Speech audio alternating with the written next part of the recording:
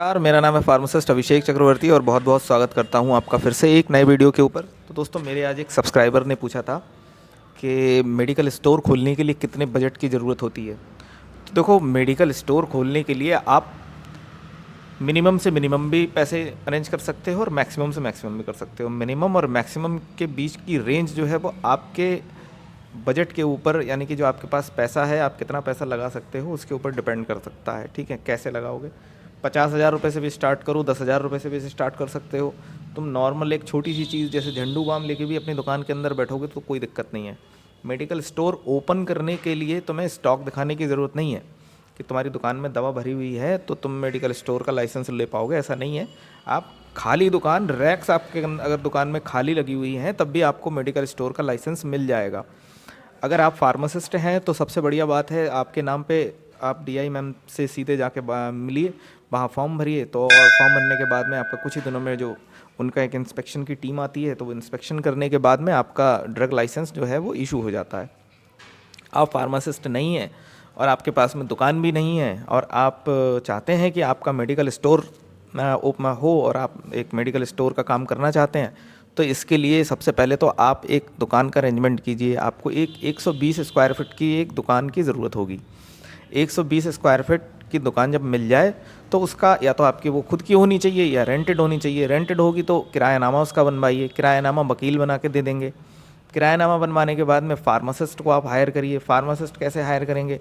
आप जो भी डीआई ऑफिस के आसपास में जनसेवा केंद्र वगैरह होते हैं, तो वहाँ पे जाके आप जब पता करोगे तो वहाँ पे फार्मासिस्टों की डिटेल आपको मिल जाएगी और जो जनसेवा वाले हैं वही बता देंगे कि कैसे क्या करना है।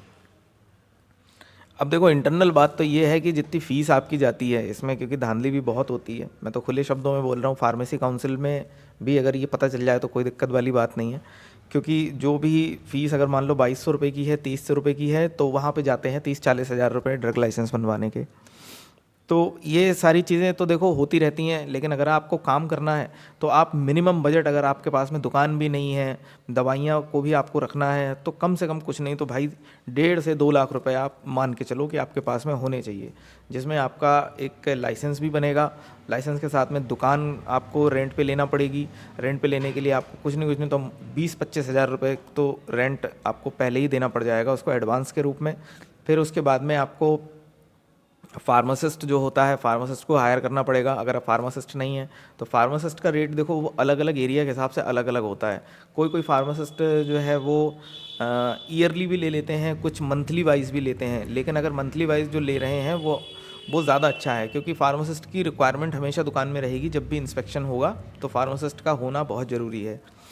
तो ऐसे ही आप भी 2 लाख रुपए से जो है वो काम को अपने शुरू कर सकते हो। थोड़ी दवाइयाँ भी आपको जो है वो रखनी पड़ेंगी शुरू में। तो देखो, आपको 50-60 हज़ार रुपये की दवा रखनी पड़ेगी। उसके अलावा आपको लाइसेंसिंग और रेंट और इन्वेंट्री मैनेजमेंट के लिए जो भी अगर आप रखेंगे कोई चीज़, तो वो भी रखना पड़ेगी। तो एक 2 लाख रुपए का अमाउंट आपको सफिशिएंट होगा एक मेडिकल स्टोर रन करने के लिए।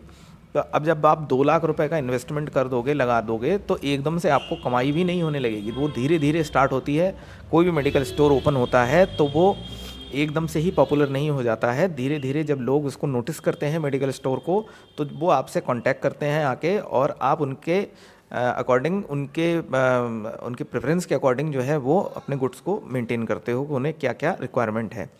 तो दोस्तों देखो, ऐसी प्रकार से चलता है, क्योंकि इसका नाम बिज़नेस है। कभी बहुत अच्छा है तो कभी स्लो डाउन है। तो आशा करता हूँ कि आप मेरे जवाब से संतुष्ट हुए होंगे, और मुझे सब्सक्राइब करने के लिए, लाइक करने के लिए धन्यवाद। आपका दिन शुभ हो।